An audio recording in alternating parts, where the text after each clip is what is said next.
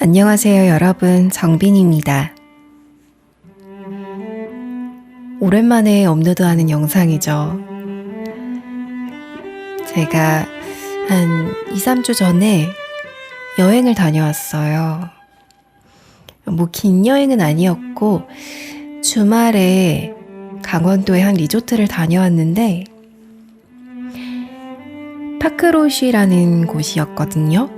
네, 그 공간의 테마가 자연 친화적이고 힐링을 하고 그럴 수 있는 공간이었어요.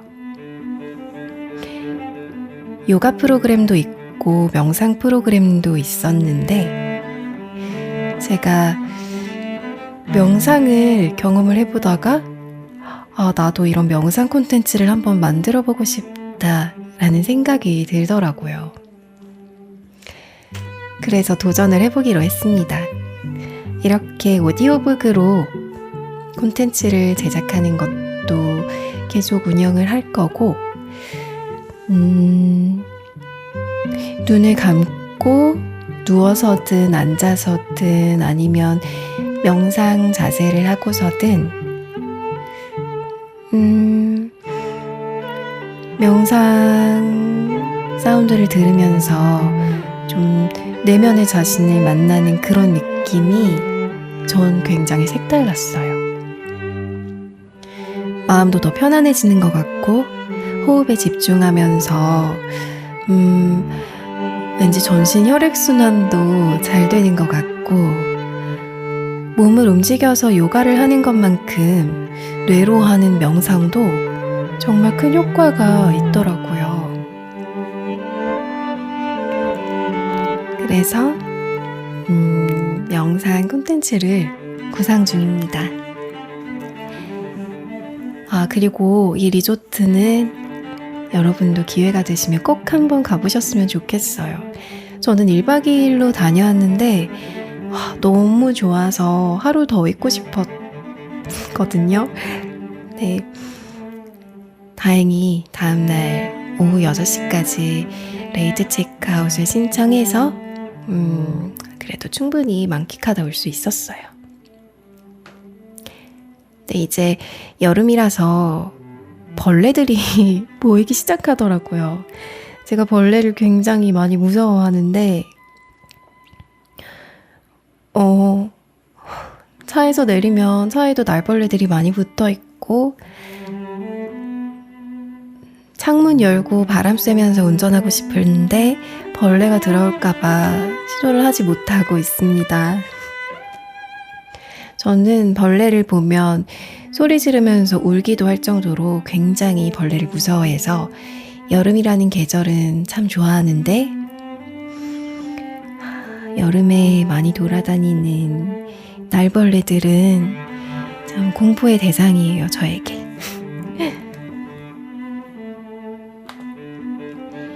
오늘은 웰싱킹이라는 책을 읽어드릴게요.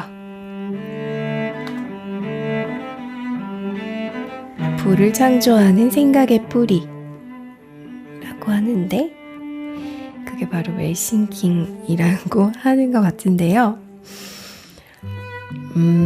요즘 그 어느 때보다 저희 2030 세대들이 경제에 대한 관심이 굉장히 많은 것 같아요. 투자도 열심히 하고 주변 보면 경제 공부를 하는 지인들도 많더라고요.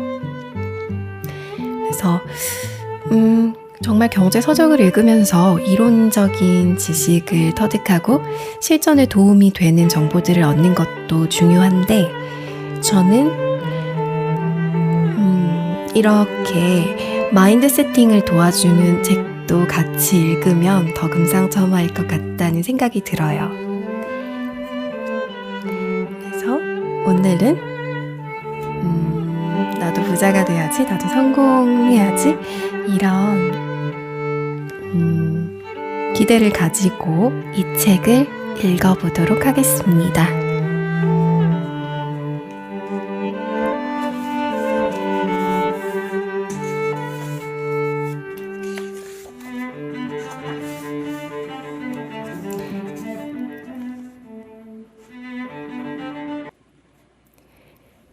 여전히 누군가에게 소중한 존재다.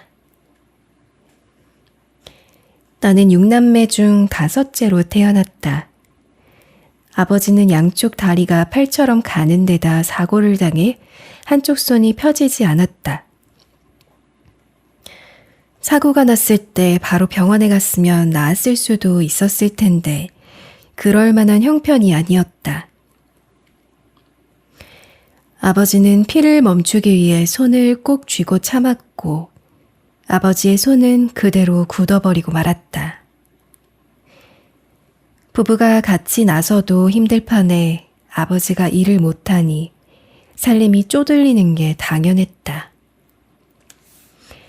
엄마 혼자 아등바등하며 남자들도 힘들어하는 과수원 일까지 마다하지 않고 죽도록 일했다. 그러나 6남매를 먹이고 가르치기에는 역부족이었다. 내 위로 셋은 초등학교도 졸업하지 못하고 일찌감치 집을 떠나 생활전선으로 뛰어들었다.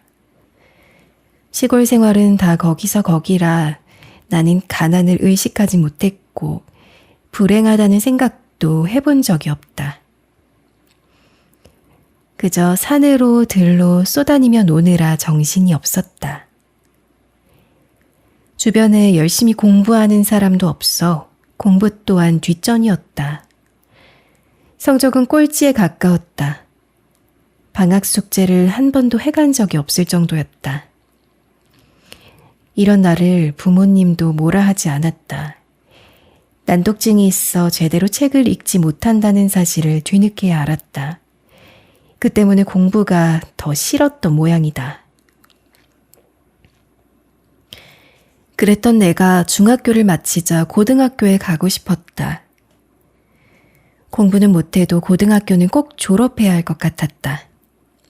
하다못해 농업고등학교라도 가고 싶었다. 그러나 부모님은 자식 중 하나만 학교에 보내야 한다면 그게 오빠여야 한다고 생각했다. 물론 다들 먹고 살기 어려운 때여서 모든 자식을 학교에 보낼 수 없다면 장남을 지원하는 게 당연한 분위기였다.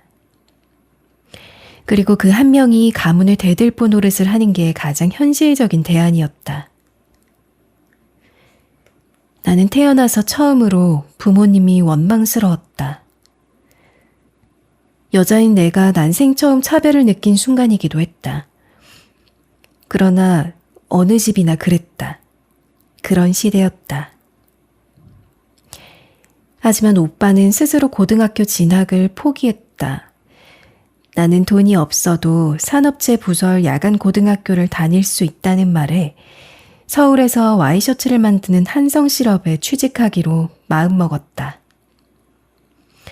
엄마에게 낮에는 공장에 다니고 저녁에는 야간 고등학교에 다니기로 했다고 말했다. 엄마는 아무 말이 없었다. 나는 다시 한번 되물었다. 엄마, 그래도 괜찮지? 내가 오죽이 잘 알아서 결정했겠냐? 엄마는 널 믿어. 너는 잘할 거여. 엄마는 가만히 내 등을 두드렸다. 엄마의 그 말, 알아서 잘 결정했으리라 믿는다. 잘할 거다 라는 소리를 새로운 결정을 할 때마다 들었다.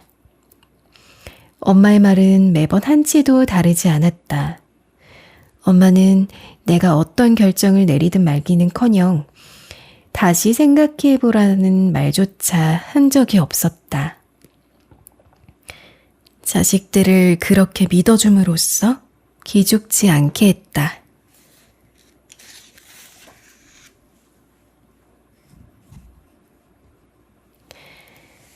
떠나기 전날 엄마는 내 손을 꼭 잡은 채 한동안 말을 잇지 못했다.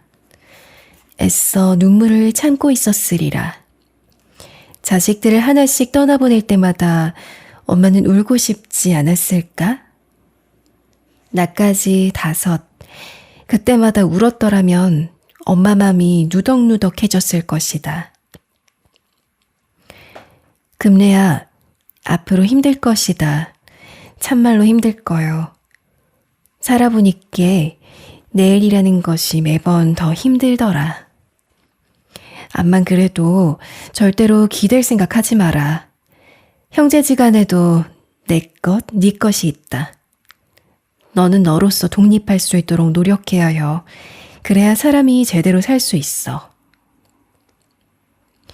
엄마는 평생 얼마나 고생만 했으면 내일이 늘 더 힘들다고 말할까? 마음이 무거웠다. 엄마, 걱정돼? 걱정하지 마. 엄마는 서글프게 웃으며 거친 손으로 내 손등을 매만졌다. 엄마, 걱정하지 마. 개천에서 욕난다는 말도 있잖아. 내가 꼭 성공해서 엄마가 원하는 거 다 해줄게. 나는 고생한 엄마를 조금이라도 위로하고 싶었다. 엄마는 말없이 고개를 끄덕였고 나는 호기롭게 장담했다. 엄마가 지금 가장 먹고 싶은 게 뭐야? 내가 돈 많이 벌면 실컷 사줄게. 어린 딸의 호언장담에 엄마는 그제서야 빙그레 미소를 지었다. 나는 말이다. 계란을 한 소쿠리 삶아놓고 복숭아, 그 달달한 물 줄줄 흐르는 복숭아를 한 소쿠리 갖다 놓고 실컷 먹어보는 게 소원이다. 알았어, 엄마. 한 소쿠리가 뭐야? 평생 질리도록 먹게 해줄게. 엄마는 이번에도 말없이 고개를 끄덕이기만 했다. 그날 밤 엄마와 나는 손을 꼭 잡은 채 잠들었다. 다음 날 나는 옷보따리 하나만 끌어안은 채 집을 나섰다. 성공을 위해 도전한 서울행이라 정말 최선을 다했다. 엄마의 믿음에 보답하고 지긋지긋한 가난에서 벗어나려면 고등학교 졸업장이 꼭 필요했다. 하지만 가족과도 같았던 친구의 죽음에 나는 한동안 정신을 차리지 못했다. 그러나 못다 패인 영숙이의 넋을 달래기 위해서라도 반드시 살아남아 성공해야 했다. 공장을 그만두고 패션을 제대로 배우기 위해 거의 무일푼으로 일본에 간 나는 아르바이트를 하며 대학교를 다녔다. 하지만 졸업 후 상황이 크게 달라지진 않았다. 어차피 내가 어디에 살든 돈이 없기는 마찬가지였기 때문에 무작정 패션의 나라 프랑스로 향했다. 프랑스어는 한마디도 못하는 채로 찾아간 파리에서 악착같이 공부하고 일했다. 돈을 벌어야 나의 행복을 보장받을 수 있다고 굳게 믿었다. 하늘이 이런 내 간절한 마음을 알았던 걸까? 어려운 순간도 많았지만 하는 일마다 물 흐르듯 술술 풀렸고 그렇게 노력한 나는 30대 중반이 되어 친구의 제안으로 전시사업을 할 수 있었다. 전시사업은 파리 본사에서 한국지사까지 확장되며 꾸준히 성장했다. 확신이 있었기에 많은 빚까지 지며 투자했다. 성공을 꿈꾸며 열심히 일했지만 그 기쁨도 잠시. 손에 쥐었던 모든 게 모래처럼 산산이 흩어졌다. 죽도록 열심히 살면서 쌓은 공든탑이 무너진 느낌이었다. 그렇다. 내 사업은 그렇게 망했다.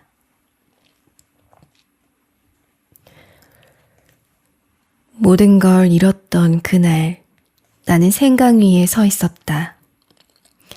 장밋빛 미래를 꿈꾸던 시절에도, 승승장구하던 시절에도, 그리고 모든 것을 잃었을 뿐만 아니라 10억 원이라는 빚만 남은 그날에도 생강은 여느 때처럼 아름답게 흐르고 있었다.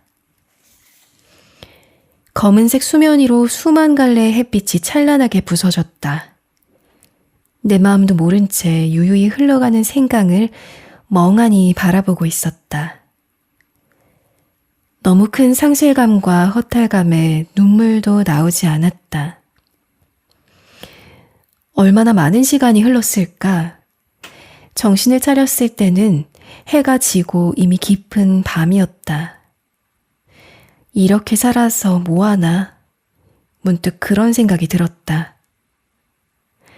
검은 강물이 어서 들어오라고 나를 부르는 듯 했다. 생각에 생각이 꼬리를 물자 검푸른 강물 속에서 이제 영숙이가 나를 부르는 것처럼 느껴졌다. 금래야, 이제 그만 됐어. 괜찮아. 너는 최선을 다했어. 할 만큼 했고 내 몫까지 열심히 살았어. 이제는 정말 영숙이 곁으로 가는 것도 괜찮겠다는 생각이 들었다. 길을 쓰고 살아왔던 지난 날이 빠르게 스쳐갔다. 집으로 돌아오니 어느덧 자정이 넘은 시간이었다. 어두운 벽을 더듬어 전등 스위치를 켰다. 제대로 건사하지 않아 쇠락한 느낌이 드는 집안이 불빛 아래 환하게 드러났다. 기다리는 이 없는 쓸쓸한 집, 찾아오는 이 없는 외로운 집이 꼭 내 인생 같았다. 현관문을 열고 들어서자 거울이 보였다. 거울을 제대로 보는 게 얼마만일까? 얼룩진 거울로 예전에 당당하고 활기찼던 모습을 잃어버린 한 여자의 초라한 행색이 보였다. 사업 실패 후 10kg나 늘어난 내 몸이 정말 보기도 싫었다. 이대로 살아야 하는 걸까? 차라리 끝내는 게 낫지 않을까? 그런 생각들이 마음 깊은 곳에서 스멀스멀 피어올랐다. 그 검은 기운이 거울 속까지 넘실거리는 것 같았다. 그때 누군가 나를 불렀다. 금래야, 아가, 자랑스러운 우리 셋째 딸. 거울 속에서 엄마가 나를 부르며 환하게 웃고 있었다. 엄마는 언제나 나를 나의 희망이라고 불렀다.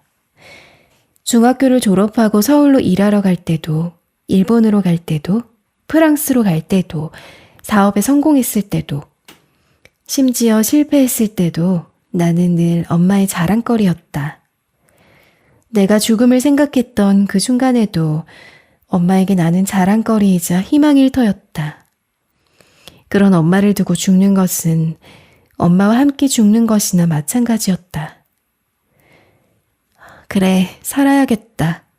이제부터는 엄마를 위해 살아야겠다.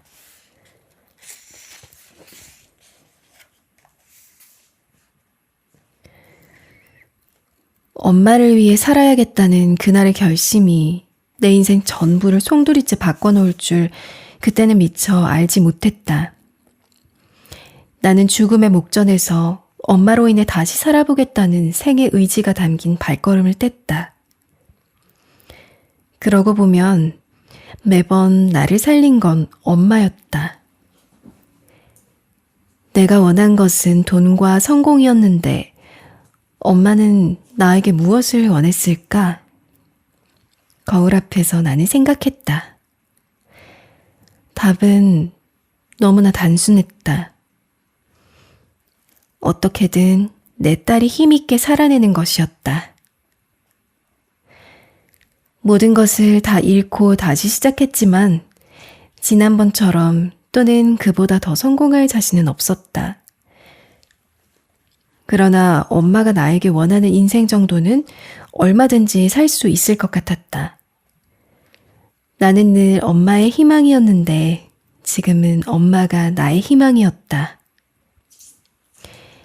어떻게든 살아낼 것. 엄마가 내게 바라던 건 정말 단순했지만 어쩌면 이 세상 모든 부모들이 자식에게 원하는 바람일지도 모른다. 실패 후 2년 내내 죽어있던 희망이라는 놈이 가슴속에서 고개를 불쑥 내밀었다. 그 뒤로 어떻게 됐냐고? 그 뒤로도 나는 수없이 넘어지고 깨지며 실패했다. 하지만 나는 여전히 엄마에게 소중한 존재였기에 그때마다 이렇게 외쳤다.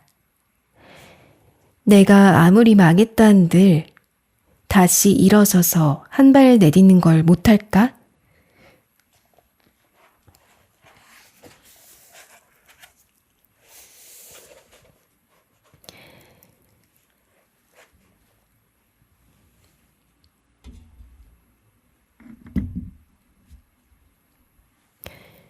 당신은 이미 성공의 불씨를 얻었다. 당신을 부자로 만드는 것은 수입이 아니다. 한 달에 200만 원의 월급을 받는 사람이 있다고 가정해보자. 이 사람은 200만 원에 상응하는 생활 패턴을 가지고 가게를 꾸릴 것이다. 식비부터 공과금, 저축과 보험, 자기계발비 등 그리고 200만 원이라는 수입에 맞춰 생활하지 않으면 곧 어려움이 닥칠 것이다. 대부분의 사람은 이런 상황을 극복하고 금전적으로 여유로운 삶을 살고자 더 많은 수입을 원하게 된다. 하지만 아쉽게도 더 많은 수입을 얻는다고 부자가 될 수 있는 건 아니다. 이 사람이 시간의 흐름에 따라 300만 원, 500만 원, 그리고 1000만 원의 월급을 받게 된다고 하더라도 마찬가지라는 말이다. 월급이 오르면 그에 상응하는 생활 패턴을 갖게 될 것이고 향후 상승될 월급에 대한 기대 심리까지 반영돼 소비는 더 늘어날 가능성이 농후하다. 즉 부자가 되는 것은 수입이 아니라 소비 습관에 달렸다. 역사상 돈은 한순간도 인간의 관심 밖에 있었던 적이 없다. 까마득한 아주 먼 옛날에도 잉여 산물이 물물교환의 형태를 띠고서 화폐로 사용됐다. 지금은 또 어떠한가? 비트코인이라는 새로운 화폐의 등장과 주식에 대한 지대한 관심, 거기다 금의 다이아몬드까지 인류의 역사는 돈의 역사라고 봐도 무방할 정도다. 다만 돈에 대한 관심은 어떻게 된 일인지 수입에만 초점이 맞춰진 듯하다. 사실 부자인지 아닌지는 생각보다 돈을 더 많이 버는 것과는 상관이 없다. 그 이유는 간단하다. 돈을 많이 벌면 많이 쓰기 때문이다. 진짜 부자인지 알기 위해서는 돈을 쓰고 남는 순 자산이 얼마인지를 봐야 한다. 나는 한 달에 한 번 순자산이 얼마인지를 계산한다. 자산이 줄어들고 있는지 늘어나고 있는지를 객관적으로 살펴보고 소비와 지출을 통제하는 것이다. 순수 현찰과 지금 당장 현금화할 수 있는 자산이 얼마나 있는지, 회사의 운영 자금을 제외한 자산과 수입과 지출의 차이를 계산해 본다. 그런 의미에서 지출을 통제하는 게 부자로 들어서는 관문이라고 볼 수 있다. 좋은 차를 타고 명품 옷을 입어 부자처럼 보이는 사람들이 알고 보면 자산은 별로 없는 경우가 많다. 그들은 생활을 유지하기 위해 또 일을 해야만 한다. 가장 중요한 것은 저축하고 종잣돈을 만들어 돈을 불릴 만한 일에 투자하는 것이다. 당장의 욕구를 해소시키기 위해 함부로 소비해선 안 되며 또 소비 그 자체를 경제력과 자산으로 착각하면 안 된다. 대부분의 물건은 사는 즉시 값어치가 하락한다. 이 사실을 소비하기 전에 늘 상기해야 한다. 한 사람이 직접 노동을 통해 벌 수 있는 돈은 한계가 있다.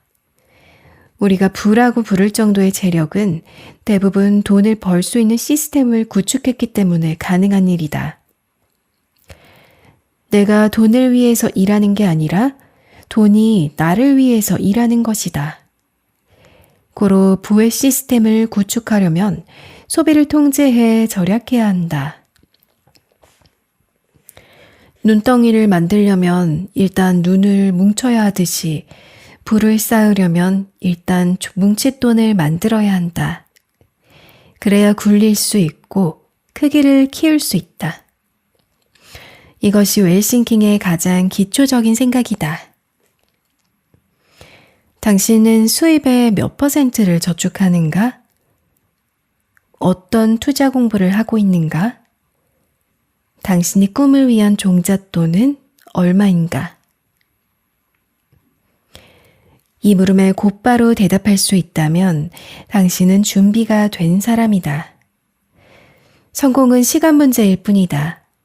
반대로 우물쭈물한다 해도 괜찮다. 지금 자신이 준비되지 않는 상태임을 바로 인정하고 다시 철저히 계획해 행동으로 옮기면 된다. 특별한 재능이 없는 사람이 많은 돈을 벌 수 있는 방법은 사업이다.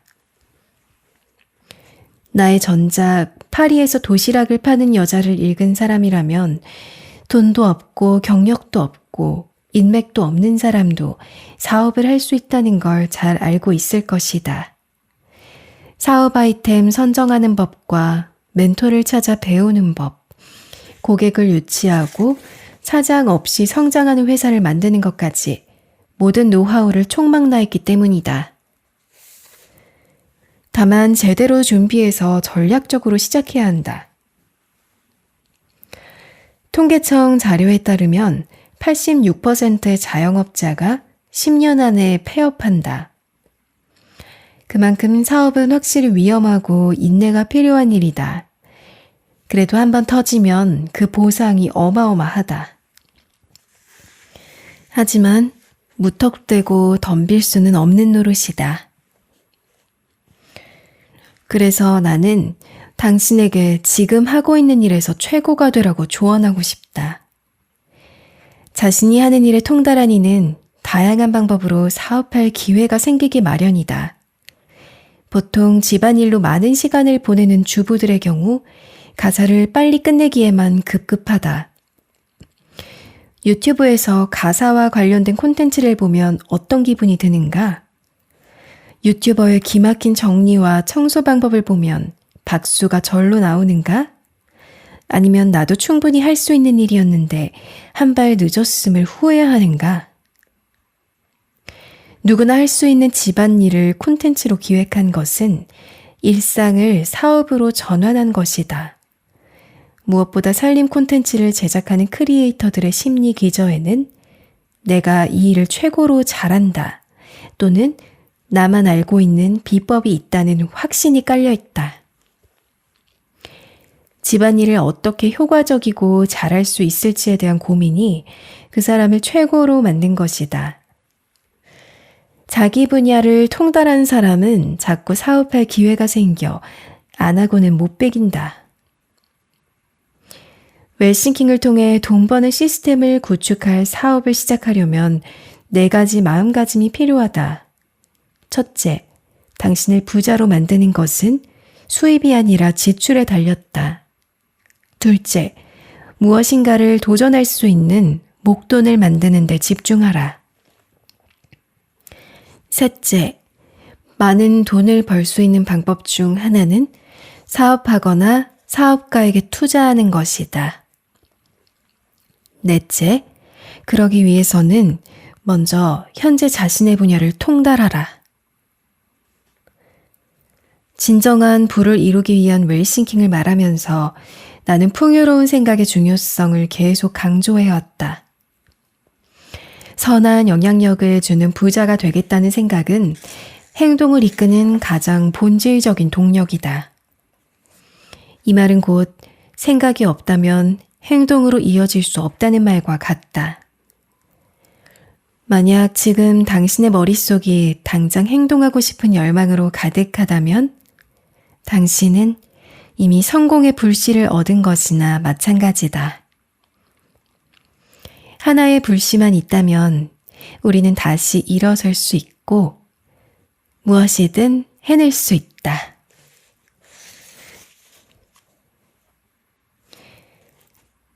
그 모든 비밀은 웰싱킹에 있다. 부도 일종의 패턴이다.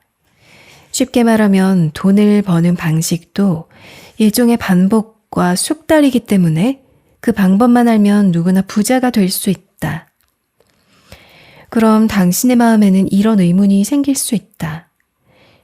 그렇다면 왜 누구는 부자로 살아가고 누구는 빈자로 살아가는 건가요?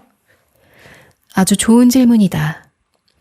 부를 이루는 패턴이 있음에도 부자와 빈자로 나뉘는 이유는 단 하나다. 바로 부를 얻으려는 태도다. 부자는 부를 얻기 위한 과정에서 일어나는 모든 일을 수용하고자 한다. 좋은 일이 있으면 겸허하게 받아들이고 나쁜 일이 있으면 곧바로 자신의 태도를 고친다. 무엇보다 거저 얻으려고 하지 않는다. 하지만 일확천금의 요행을 꿈꾸는 사람에게는 돈이 따라붙질 않는다. 따라붙더라도 금세 도망가기 마련이다. 부를 얻기 위한 태도에 진정성이 없기 때문이다. 돈은 그런 사람을 단번에 알아차린다. 돈도 누울 자리 설 자리를 알기에 자기가 온당히 쓰여야 할 자리를 찾아간다. 자신의 쓰임을 올바르게 할 사람에게 기꺼이 자기를 떼어주는 것이다. 나는 그래서 부자가 되는 사람은 따로 있다고 믿는다. 대부분의 사람은 부자를 꿈꾸지만 정작 부자처럼 생각하고 행동하지 않는다. 부자들은 돈에 대해 명확한 철학과 뚜렷한 목적을 가지고 있다. 돈을 단지 생존을 위한 도구로만 보지 않는다. 돈에 대한 거시적이고도 미시적인 관점을 두루 고민하며 왜 부자가 돼야만 하는지 자신만의 이유를 가지고 있다.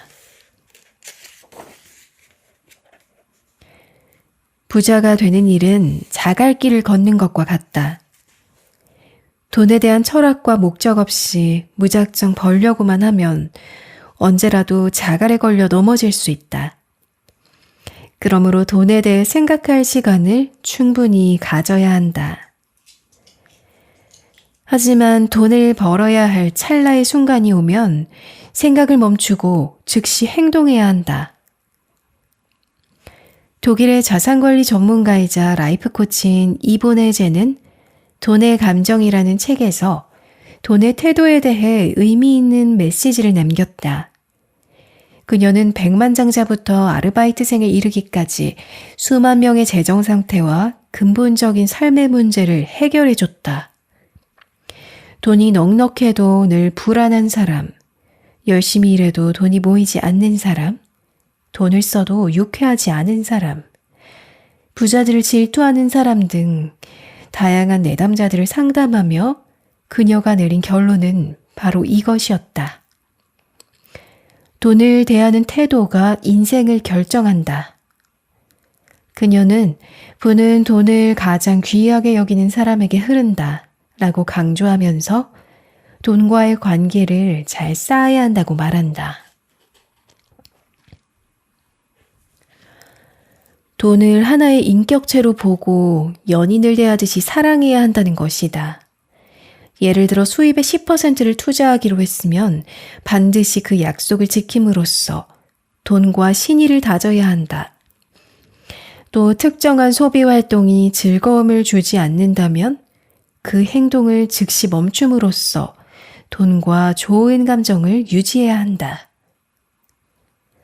이번에 젠의 돈에 대한 태도는 내가 웰싱킹에서 강조한 내용과 일맥상통하는 부분이 있다. 돈의 입장에서 볼 때 자신을 거저 얻으려는 자와 진정성 있게 다가오는 자 중에서 누구에게 마음의 문을 열겠는가? 당연히 후자를 택할 것이다. 자신을 단지 생존의 도구 정도로 치부하는 자와 가치를 알아주는 자 중에서 누구를 택하겠는가? 이번에도 후자에게 마음을 열 것이다. 어떤가? 당신도 이제 부자가 될 사람이 따로 있다는 사실에 동의하는가? 결론적으로 말하면 우리가 돈을 선택하는 게 아니다. 돈이 부자가 될 사람을 선택한다.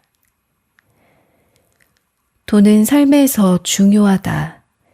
돈과의 관계를 정립하지 않으면 돈 때문에 생기는 스트레스에서 자유로울 수 없다. 나에게 들어오지 않는다고 채근하고 무분별한 소비를 일삼으며 감정에 따라 마음대로 욕하고 손가락질한다면 과연 그런 당신을 돈이 선택하겠는가?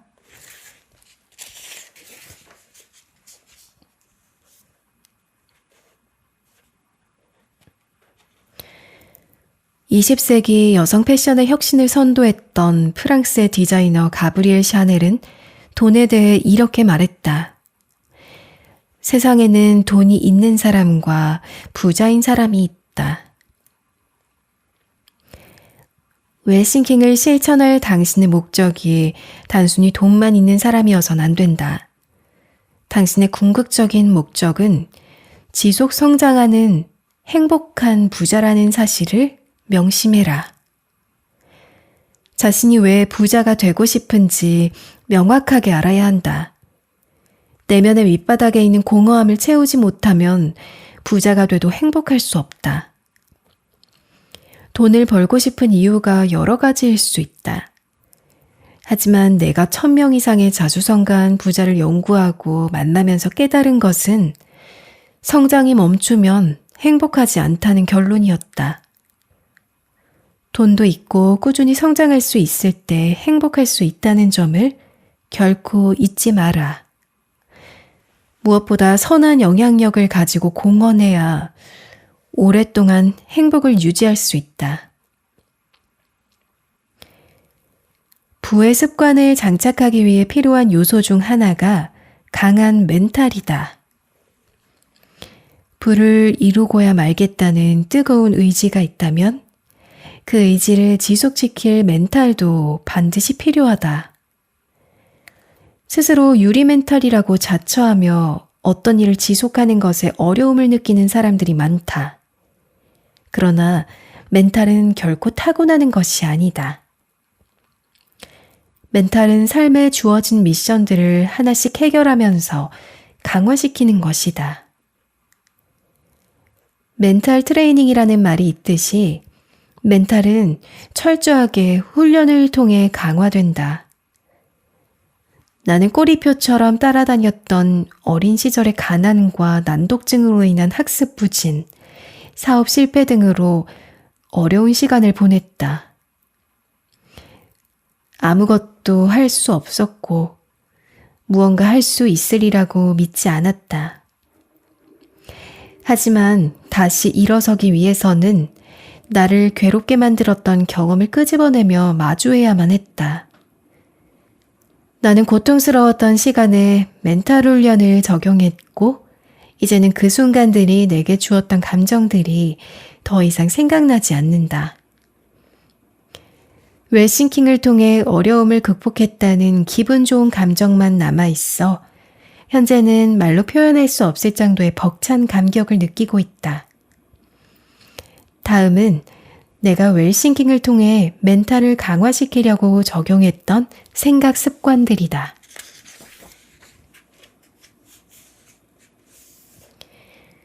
탓하기를 멈추고 내 목표에 집중하라. 탓하려거든 남 탓보다 내 탓을 하라. 그래야 실패에서 배우고 성장의 기회로 삼을 수 있다. 간혹 남 탓보다 내 탓을 하라는 의미를 잘못 이해해 죄책감에 시달리는 사람들이 있다. 여기서 내 탓이란 질책이나 꾸지람을 의미하는 게 아니라 이미 일어난 실패와 실수를 겸허히 받아들이고 문제를 해결하기 위해 집중하는 걸 말한다. 강한 멘탈의 소유자처럼 보이는 부자들도 당신과 별반 다르지 않다. 부자들도 금연을 실패하고 설탕과 소금을 끊지 못한다. 어디 그뿐인가? 목표에서 빗나가기도 하며 말 한마디로 돌이킬 수 없는 상황에 처하기도 한다. 부자들도 당신처럼 후회하고 좌절한다. 하지만 그들은 당신보다 조금 빠르게 회복한다. 실패에 초점을 두지 않고 앞으로 가고자 하는 길에 집중하기 때문이다. 당신의 삶이 한 권의 책이라고 했을 때 낱장에서 일어나는 실수에 너무 집중할 필요가 없다. 가령 책에 잉크를 떨어뜨렸거나 부주의로 책이 찢어졌더라도 너무 매달리며 자신을 탓하지 말라는 말이다. 그냥 다음 장으로 넘기면 된다.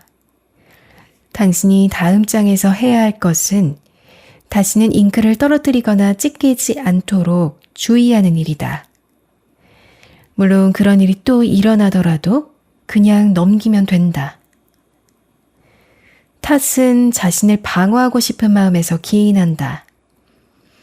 나는 실패할 수밖에 없었다는 당위를 가지고 타인에게 위로받기 위한 장치다.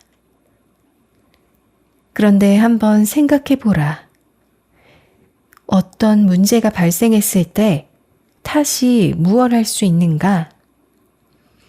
할 수 있는 게 아무것도 없다는 사실을 당신도 알 것이다. 강한 멘탈을 위해서라면 탓하기를 멈추고 문제를 실질적으로 해결하기 위해 행동하라.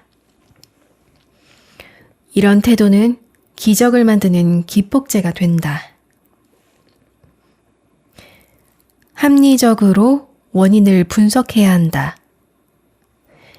사람은 마음먹은 대로 하지 못하고 실패를 반복한다. 그러다 보면 스스로를 의심하게 된다. 점점 자신의 능력을 믿지 못하게 되는 것이다. 처음에는 끈기가 없는 사람 정도로 생각하지만 의심에 의심을 더하면 급기야 스스로를 쓸모없는 사람으로 여겨 결국 실패자의 길로 들어선다. 만약 당신이 문제 상황에 직면해 있다면 합리적으로 원인을 찾아야 한다. 영원한 것은 아무것도 없듯이 실패 또한 영원하지 않다는 사실을 기억하라.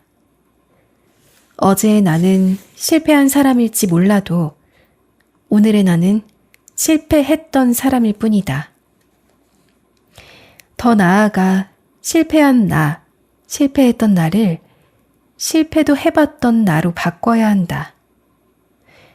결핍의 사고를 풍요롭게 하는 것, 그게 바로 웰싱킹이다.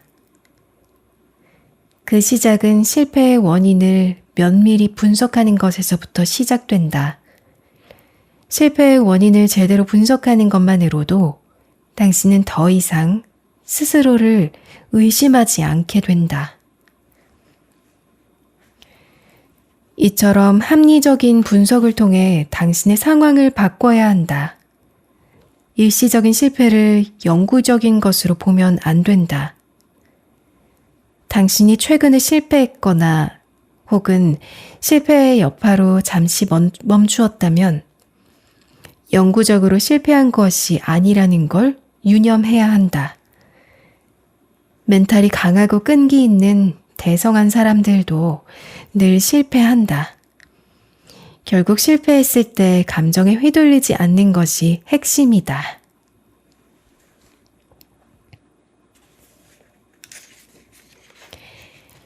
통제할 수 있는 것에 집중해야 한다. 멘탈이 강한 사람들은 빠르게 회복하는 특성이 있다. 그들은 통제할 수 있는 것에 집중하고 통제할 수 없는 것은 과감히 내려놓는다.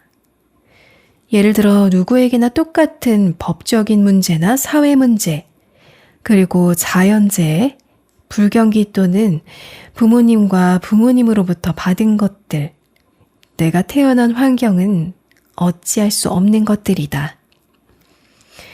이렇게 통제할 수 없는 것에는 시시비비를 가리지 않는다. 내가 영향을 끼칠 수 있는 지금의 나와 환경을 개선하는 데 몰입한다. 통제력이란 내가 원하는 삶에 도달하기 위해 아주 조금씩 나아가는 힘이다.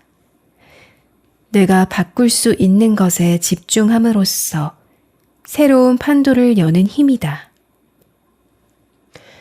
만약 잘 되는 것이 없다고 느껴진다면 나의 마음가짐이 올바른지 먼저 확인해야 한다. 흐트러진 마음가짐으로는 뜻을 이룰 수 없다. 당신 인생의 주인은 당신이다. 20대부터는 내 인생이 어떻게 전개되더라도 반드시 책임지겠다는 마음가짐을 스스로 가져야 한다. 내 인생의 목표 지점을 향해 긴장의 끈을 놓지 않고 통제할 수 있는 것을 통제해야 한다. 유리 멘탈을 극복해 자신이 결정한 일을 밀고 나가겠다는 정신을 지니는 것은 모든 부정적인 것으로부터 자유로워지는 일이다. 우주에 존재하는 하나의 존재로서 긍지를 갖는 일이기도 하다. 모든 삶은 고귀하고 영롱하다. 도전을 포기해서는 안 된다.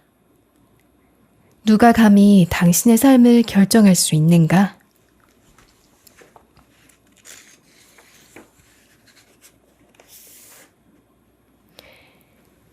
당신이 무엇을 생각하든 생각한 대로 될 것이다. 당신이 무엇을 느끼든 그것을 끌어당길 것이다. 당신이 무엇을 원하든 원하는 대로 될 것이다. 나는 작은 실패를 하고 그 실패를 발판 삼아 더 큰 성공을 거두었다. 그리고 급성장의 시기에 과감하게 경영에서 물러났다. 한 발 물러나자 더 큰 세상이 열렸다. 이러한 성장을 가능케 했던 것이 웰싱킹이다. 어릴 때 큰 두각을 나타낸 적이 없었고 그 누구도 기대하지 않았던 나. 무엇보다 켈리델리라는 기업을 성공적으로 발전시키고 경영 일선에서 물러난 나는 지금도 성장 중이다. 죽을 만큼 열심히 살아도 이룰 수 없었던 부를 어떻게 이루게 됐을까? 도대체 어떤 공부와 실천을 했기에 100년 동안 일궈도 어려웠을 대성공을 단 5년 만에 이루게 됐을까? 그 모든 비밀은 웰싱킹에 있다. 웰싱킹은 진정한 부를 불러오는 생각의 힘이다. 내가 웰싱킹의 씨앗을 잠재의식 속에 심은 순간은 바로 그때였다. 내 친구 영숙이가 죽던 날.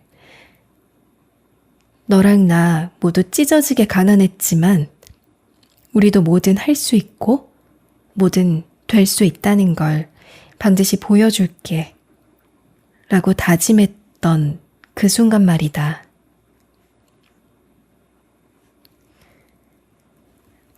나는 몇 해 전 파리에서 도시락을 파는 여자라는 책을 출간했다. 가장 중요한 나이라고 할 수 있는 40에 큰 실패를 하고 큰 빚만 안게 된 나는 2년 이상 깊은 절망에 빠져 있었다.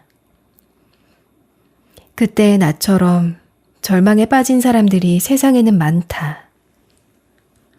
나는 다행히 다시 시작할 힘을 얻었지만 누군가는 그 좌절감에 스스로 목숨을 끊기도 한다.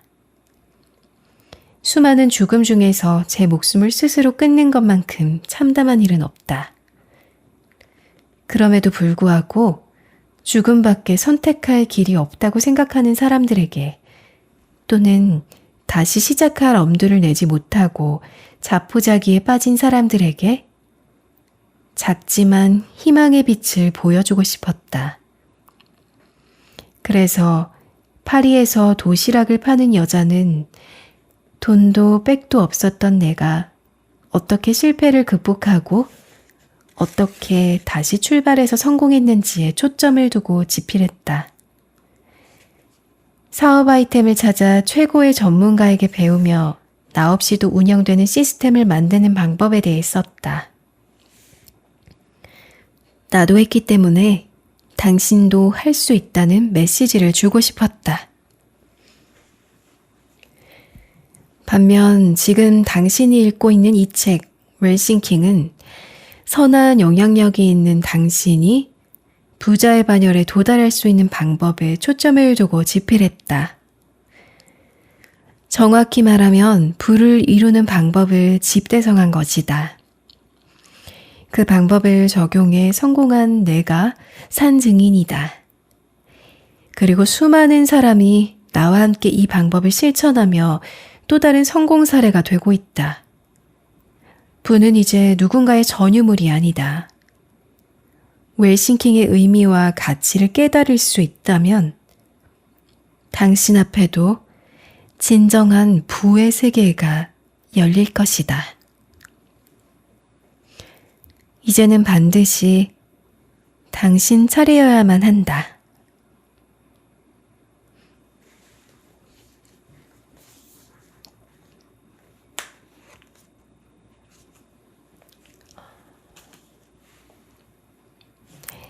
저도 같이 내용을 새기면서 읽었는데요. 정말 용기와 열정이 생기는 그런 내용인 것 같습니다. 제가 부분만 낭독을 해드렸는데 저는 지금 이 녹음을 마치고 다시 처음부터 찬찬히 읽어보면서 제 마인드를 새로 세팅을 해보려고 해요. 오늘도 들어주셔서 감사하고요. 좋아요와 구독도 부탁드릴게요.